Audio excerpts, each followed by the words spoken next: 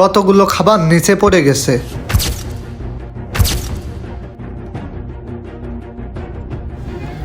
এই তোর কি খিদে বেশি লেগেছে?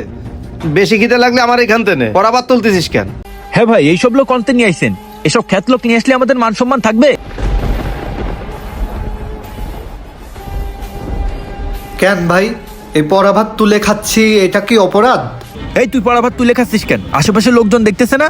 লোকজন দেখলে আমাদের মান সম্মান থাকবে? এ বাদ দে, ও গ্রামের খ্যাত, এসব বোঝে নাকি? নিয়ে আইছেন কি জন্য ওর? ভাই, পরা ভাত তুলে খাওয়া খারাপ কিছু না। আর মানুষ মানুষের কি ক্ষতি চাই? শয়তান তার থেকে বেশি ক্ষতি চায় মানুষের।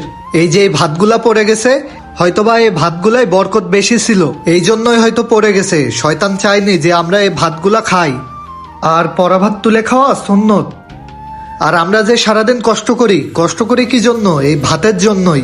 একটা ভাতের দানার মূল্য আপনি তখন বুঝবেন যখন আপনি খালি পেটে থাকবেন। তাই ভাত কখনো নষ্ট করবেন না।